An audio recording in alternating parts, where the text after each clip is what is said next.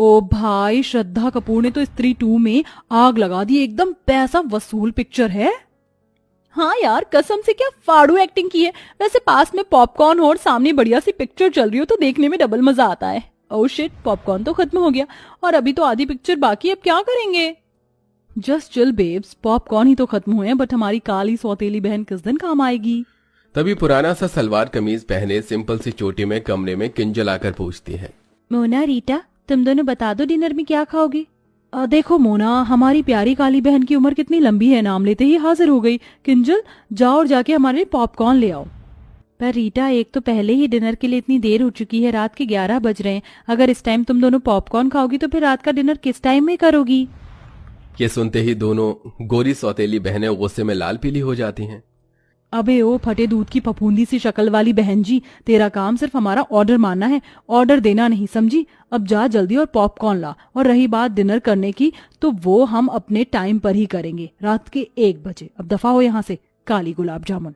नम आंखें लिए बेचारी काली किंजल किचन में जाके पॉपकॉर्न बनाती है। किंजल की माँ गंभीर लंबी बीमारी से सालों पहले गुजर चुकी थी, इसलिए पिता देव प्रेरणा से दूसरी शादी करके ले आई, जिनसे मोना और रीटा हुई। दोनों दूध के जैसे गोरी चिट्टे रंग वाली थी, इसीलिए घमंडी मिजाज की थी। वहीं किंजल काली और बदसूरत थी, लेकिन उसका दिल हीरे की तरह था। मगर हर दिन ही उसे अपनी सौतेली माँ और बहनों के ताने सुनने पड़ते थे।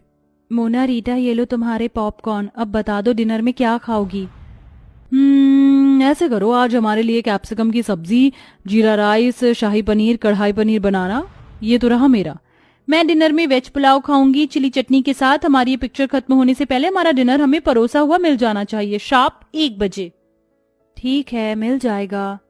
किंजल जल्दी से रसोई में आकर डिनर बनाना शुरू करती है, तो वहीं दोनों सौतेली गोरी बहनें मस्ती मारकर पिक्चर देख रही थीं। ऐसा करती हूँ, कढ़ाई पनीर और शाही पनीर बनाने के लिए एक ही साथ पनीर फ्राई कर लेती हूँ और बाकी सब्जियों का काटा पीटी भी कर लेती हूँ, इससे थोड़ा टाइम बचेगा।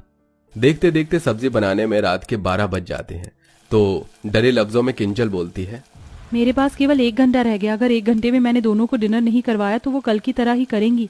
नहीं, जल्दी कर किंजल। देखते देखते घड़ी की सुई 1 पर आ जाती है, लेकिन दोनों सौतेली बहनों को डिनर परोसने में किंजल को 2 मिनट लेट हो जाता है, तो दोनों अकड़ जाती हैं। तुमने हम दोनों को 2 मिनट लेट डिनर दिया है, इसकी पनिशमेंट मिलेगी। लो खाओ खाओ, बहन के हाथ से खाने से प्यार बढ़ता है। नहीं मोना, मुझे क्षमा कर दो, कल से बिल्कुल देर नहीं होगी, मैं तुम दोनों को टाइम से डिनर करवाऊंगी। बोलते बोलते किंजल की आंखों से डर के मारे आंसू छलक पड़ते हैं। मैंने कहा खाओ। मोना भाप निकलता खाना उसे खिला देती है। खाना काफी ज्यादा गर्म होने की वजह से बेचारी किंजल का मुंह जल जाता है। फिर मोना रीटा डिनर करते करते रात के 1 से 2 बजा देती हैं। किंजल झूठी प्लेट उठाकर किचन में आ जाती है और बिलख बिलख कर रोने लगती है। हे भगवान, तूने मुझे कैसी जिंदगी दे दी है, अपने घर में मैं नौकरानी हूँ। रोते रोते वो किचन में ही चटाई डालकर सो जाती है। तभी सुबह के 5 बजते माँ प्रेरणा किचन में धमक पड़ती है और लात मारकर जगाती है। अरे ओ काली कलूटन, चलो जल्दी से। लेकिन जब किंजल नहीं जागती तो मोना रीटा भरी बाल्टी का पानी डाल देती हैं, जिससे वो घबरा कर उठ जाती है। हे भगवान जी, ये मुझ पर पानी किसने डाला? ये शुभ काम हमने किया है। मोना रीटा, ये क्या बदसलूकी है, किसी सोते हुए इंसान के साथ इस तरह से पेश आना, जबकि तुम दोनों ने देखा था कि रात को मैंने तुम दोनों को 1 बजे डिनर करवाया था। उसके बाद सोते सोते मुझे 2-3 बज गए थे। ये सुनते ही प्रेरणा अपनी गोरी सुंदर बेटियों की साइड लेते हुए बोलती है, अरे ओ कोयला खादान, मैं देख रही हूँ कि तेरी ये कैची जैसी काली जुबान कुछ ज्यादा ही चलने लगी है। उठ और नाश्ता बना, समझ गई? जी माँ। आधी अधूरी नींद में ही बेचारी किंजल उन्हें नाश्ता करवाती है और फिर पूरे घर में झाड़ू पोछा लगाती है। तभी पिता देव घर लौट आता है, तो दोनों सौतेली बहनों की शक्लें बन जाती हैं। आगे पिताजी, अब शुरू हो जाएगा दोनों बाप बेटी का मेलो ड्रामा। किंजल बेटी, तू क्यों पोछा लगा रही है? काम वाली नहीं आई है क्या? वो पापा। तभी बात काटती हुई प्रेरणा बीच में बोलती है, अरे देव जी, वो आज ना तुलसी की तबीयत ढीली हो गई थी, इसलिए आई नहीं। मैंने तो बोला था किंजल को कि मैं कर लूंगी, ला दे मेरी बच्ची, तू नाश्ता कर। वैसे आप ऐसे अचानक से कैसे आ गए? कोई खबर भी नहीं दी, ना कोई फोन कॉल किया। वो 1-2 दिन की छुट्टियां मिली थी, इसलिए चला आया किंजल को देखने। पापा, आपको तो किंजल दीदी के अलावा हम दोनों दिखते नहीं, थोड़ा प्यार हमें भी दे दीजिए। आफ्टर ऑल हम आपकी बेटी हैं। हाँ जानता हूँ। देव अक्सर काम के सिलसिले में महीने महीने बाहर रहता था, इसलिए उसे इस बात की कानों कान खबर नहीं थी कि उसकी दोनों सौतेली बेटियों ने किंजल को नौकर बनाकर रखा था। वो हर महीने खाना बनाने वाली और 3 टाइम के बर्तन मांजने वाली के पैसे भिजवाता, जिसे प्रेरणा बेटियों में उड़ा देती थी। लगभग 2 दिन बाद देव वापस लौट गया और फिर से सब वही शुरू हो गया। इसी तरह दिन गुजरने लगे और अब किंजल के कॉलेज के फाइनल वर्ष की परीक्षा शुरू होने वाली थी। इसलिए वो अपनी दोनों सौतेली बहनों के पास आकर बोलती है, मोना रीटा, आज से तुम दोनों डिनर 9-10 बजे तक कर लेना प्लीज।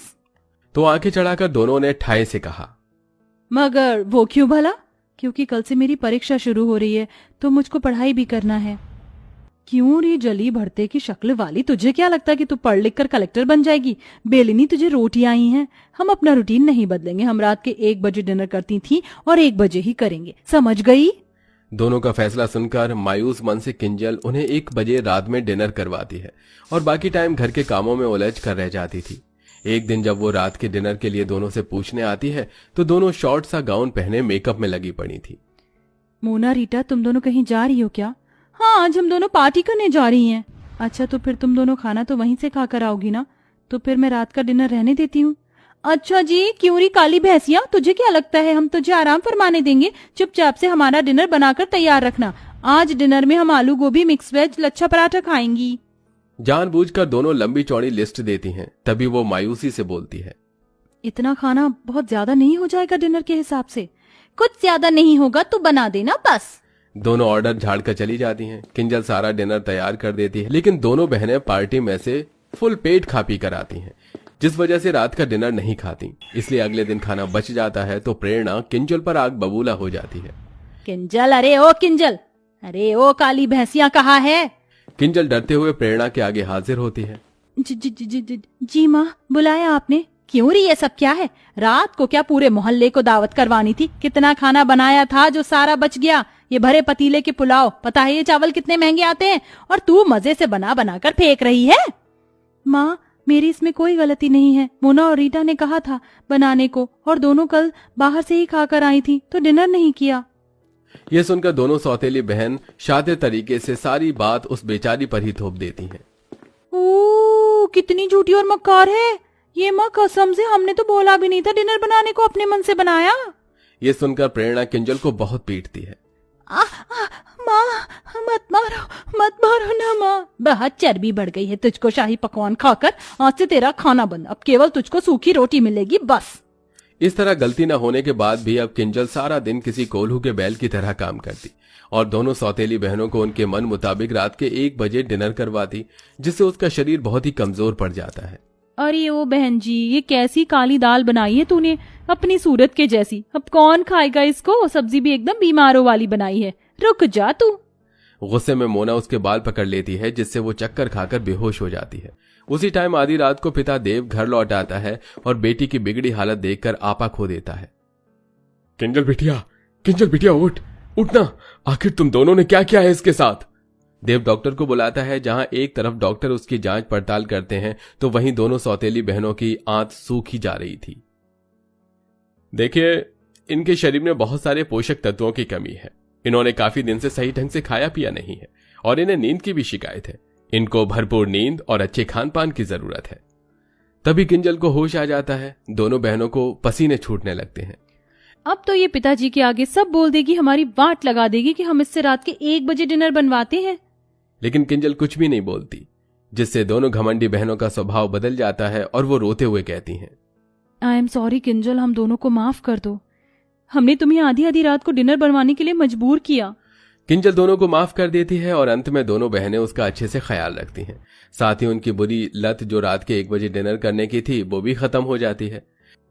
तो देखा दर्शकों आपने, अच्छे स्वभाव से हम किसी का भी दिल जीत सकते हैं, जैसा कि हमारी स्टोरी की काली बहन ने अपने अच्छे स्वभाव से अपनी दोनों खूबसूरत घमंडी बहनों का दिल जीत लिया।